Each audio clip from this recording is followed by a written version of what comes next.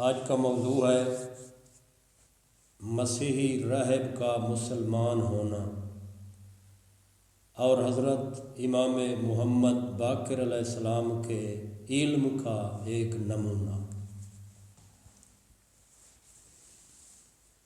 لکھتے ہیں کہ جس وقت ہشام نے حضرت امام محمد باقر اور حضرت امام جعفر صادق علیہ السلام کو مدینہ سے شام جلا وطن کیا، اس وقت کا ایک واقعہ حضرت امام جعفر صادق علیہ السلام خود بیان کرتے ہیں۔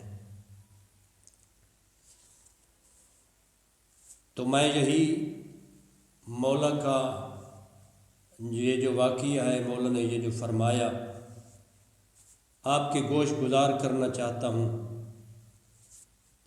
آپ علیہ السلام نے فرمایا، ایک دن ہم ہشام کے گھر سے نکلے، یعنی مدینہ سے نکلے ہی تھے کہ شہر کے باہر ہم نے لوگوں کا بہت بڑا رش دیکھا، لوگوں کو اکٹھے، بہت سے لوگوں کو اکٹھا دیکھا، لوگوں کا اجتماع دیکھا۔ تو امام جعفر صادق علیہ السلام فرماتے ہیں کہ میرے پدر بزرگوار حضرت امام محمد باقر علیہ السلام نے لوگوں سے پوچھا، یہ اجتماع کیسا ہے، یہ لوگ کیوں جمع ہیں؟ تو آگے سے جواب ملا کہ مولا یہ مسیحی لوگوں کا رش ہے، آج یہاں ان عیسائیوں کا ایک بہت بڑا امام، بہت بڑا عالم آیا ہوا ہے، اور یہ لوگ اس عالم کی زیارت کرنے کے لیے جمع ہوئے۔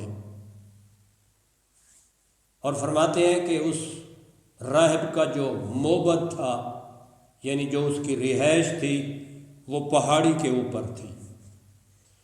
لوگ اوپر جا کر اپنے سوالات پوچھتے اور پھر اپنے اپنے گھروں کو واپس چلے جاتے۔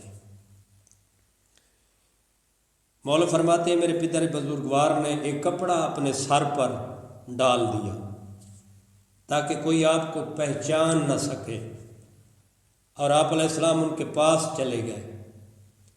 مولا باقر علیہ السلام فرماتے ہیں میں بھی اپنے بابا کے ساتھ اس عیسائی کے موبد میں چلا گیا، اس عیسائی کے پاس چلا گیا۔ فرماتے ہیں راہب کے لیے ایک مسند بچھائی گئی، اور جب فرش بچھانے کا کام مکمل ہوا تو وہ راہب اپنے موبد سے باہر نکلا، اپنی رہائش سے باہر نکلا، تو اسے اس مسند پہ بٹھایا گیا، اور باقی جو لوگ جتنے کھڑے تھے وہ سارے اس عالم کے، عیسائی عالم کے سامنے بیٹھ گئے۔ اور اس راہب کے متعلق لکھتے ہیں کہ وہ اتنا بوڑھا تھا، اتنا اوور ایج تھا، اتنا بزرگ تھا کہ اس کی آنکھوں کے آبرو سفید ہو چکے تھے، اور ایک ریشمی پٹی سے اپنے آبروؤں کو پیشانی کے ساتھ اس نے باندھا ہوا تھا، اور اپنی آنکھوں کو افی سانپ کی طرح حرکت دیتا تھا، یعنی ارد گرد دیکھتا تھا جس طرح سانپ کی آنکھیں تیزی سے حرکت کرتی ہیں اور وہ ارد گرد دیکھتا ہے، یہ بھی اسی طرح ارد گرد۔ اور اگلی بات جو مولا فرماتے ہیں کہ ہشام نے بھی جاسوس مقرر کر رکھے تھے کہ میرے پدر گرامی کی اس راہب کے ساتھ ملاقات کی رپورٹ کریں، یعنی ہشام اپنے جاسوس ادھر رکھے ہوئے تھے جو بتائیں کہ راہب اور مولا کی آپس میں کیا بات چیت ہوئی۔ تو فرماتے ہیں راہب نے حاضرین پر ایک نگاہ ڈالی اور ان کے درمیان میرے پدر بزرگوار حضرت امام جعفر صادق علیہ السلام کو دیکھا، تو اس نے باقی لوگوں کی طرف دیکھنا چھوڑ دیا اور میرے بابا کی طرف متوجہ ہوئے اور سوال کیا، آپ کا تعلق امت مرحومہ یعنی اسلام سے ہے یا تم ہم میں سے ہو؟ یہ اس عیسائی راہب نے سوال کیا۔ تو مولا فرماتے ہیں میرے بابا نے جواب دیا میرا تعلق امت مرحومہ سے ہے، یعنی میں مسلمان ہوں، میرا تعلق اسلام سے ہے۔ راہب نے اب پوچھا اسلام کے علماء میں سے ہو یا ان پڑھ لوگوں میں سے ہو؟ مولا نے بہت ہی خوبصورت جواب دیا، یہ نہیں فرمایا کہ میں علماء میں سے ہوں، بلکہ یہ فرمایا کہ میں ان پڑھ لوگوں میں سے نہیں ہوں، یعنی میں ان پڑھ نہیں ہوں۔ راہب پھر سوال کرتا ہے میں آپ سے سوال پوچھوں یا آپ پوچھیں گے؟ امام علیہ السلام نے جواب دیا آپ پوچھیں۔ حیران ہوا یہ راہب، مسیحوں کا بہت بڑا عالم، اپنے عیسائی لوگوں کی طرف دیکھ کر کہتا ہے مسیحو، یہ تعجب کا مقام ہے کہ امت محمد میں سے ایک شخص کی یہ جرت ہے کہ مجھ سے کہہ رہا ہے میں اس سے سوال پوچھوں۔ اب مناسب ہے کہ میں اس سے چند سوالات پوچھوں۔ اس کے بعد راہب نے 5 سوالات امام علیہ السلام سے پوچھے۔ اس نے پہلا سوال یوں پوچھا، اگر آپ جانتے ہیں تو مجھے یہ بتائیں کہ وہ سات کون سی ہے جو نہ دن میں شامل ہے اور نہ رات میں، یعنی وہ لمحہ کون سا ہے، وہ ٹائم کون سا ہے، وہ سات کون سی ہے جو نہ دن میں شامل ہے اور نہ رات میں؟ آپ علیہ السلام نے فوراً جواب دیا یہ سات طلوع فجر اور طلوع شمس کے درمیان، یعنی فجر کی نماز کے اول وقت سے سورج کے طلوع ہونے تک ہے۔ سبحان اللہ۔ اس نے دوسرا سوال کیا یہ بتاؤ کہ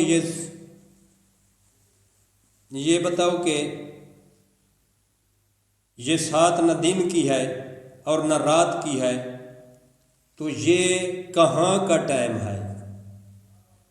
مولا نے پھر جواب دیا یہ سات بہشت کی ہے، یعنی یہ جنت کا ٹائم ہے، یہ وہ ٹائم ہے جس ٹائم بیمار شفا پاتے ہیں اور لوگوں کے درد آرام پاتے ہیں۔ راہب نے کہا آپ علیہ السلام نے سچ فرمایا، اور دوسرا سوال کیا آپ یہ بتائیں کہ اہل بہشت کھاتے پیتے ہیں مگر رفع حاجت نہیں کرتے، اس کی کوئی مثال دنیا میں پائی جاتی ہے؟ سوال بظاہر عجیب و غریب تھا، حیران کن تھا، لیکن مولا نے بغیر کسی توقف کے فوراً جواب دیا، فرمایا اس دنیا کی مثال رحم مادر میں بچے کی ہے کہ بچہ کھاتا پیتا ہے مگر رفع حاجت نہیں کرتا۔ سبحان اللہ۔ راہب نے کہا آپ نے سچ فرمایا، اور اب اپنا اگلا سوال پوچھا، اچھا آپ مجھے بتا دیں کہ کہا جاتا ہے کہ بہشت میں غذائیں اور میوے ہوں گے جس میں سے اہل بہشت کھائیں گے، مگر یہ میوے اور غذائیں کم نہیں ہوں گی، اس کی کوئی دنیا میں مثال ہے؟ مولا نے فوراً جواب دیا، فرمایا چراغ اس کی مثال ہے، جس سے اگر ہزاروں سینکڑوں چراغ جلائے جائیں تو وہ پہلا چراغ کام نہیں ہوگا، نہ اس کی روشنی میں فرق آئے گا اور نہ اس میں کسی قسم کی کمزوری پیدا ہوگی، یہ اس کی مثال ہے۔ راہب نے کہا آپ نے سچ فرمایا، اچھا آپ مجھے یہ بتائیں کہ وہ 2 بھائی کون تھے جو جڑواں پیدا ہوئے؟ بہت ہی اہم سوال، اور دونوں ایک ہی وقت میں مر گئے، لیکن ایک کی عمر 50 سال اور دوسرے کی عمر 150 سال تھی۔ مولا نے فوراً جواب دیا یہ 2 بھائی عزیر اور عزیز تھے جو ایک ہی وقت میں جڑواں پیدا ہوئے، مگر خدا نے عزیر کی روح قبض کی اور ٹھیک 100 سال بعد دوبارہ زندہ کیا، اس کے بعد دونوں ایک ہی دن فوت ہوئے۔ اس طرح عزیز کی عمر 50 سال اور عزیر کی عمر 150 سال ہوئی۔ بہت ہی خوبصورت جواب مولا نے دیے۔ ریب نے یہ سن کر اپنی جگہ سے اٹھا۔ جب مولا سے اپنے جوابات سن لیے تو یہ اپنی جگہ سے اٹھا اور حاضرین کی طرف غسیلے لہجے میں کہا، آپ اتنا بڑا عالم میرے سامنے لے کے آئے تاکہ مجھے رسوا کرو؟ خدا کی قسم، جب تک یہ شخص یہاں شام میں ہے میں تم لوگوں سے کوئی بات نہیں کروں گا۔ جو پوچھنا ہے آپ کو اس عالم سے پوچھیں، یہ مجھ سے کئی گنا زیادہ عالم ہے۔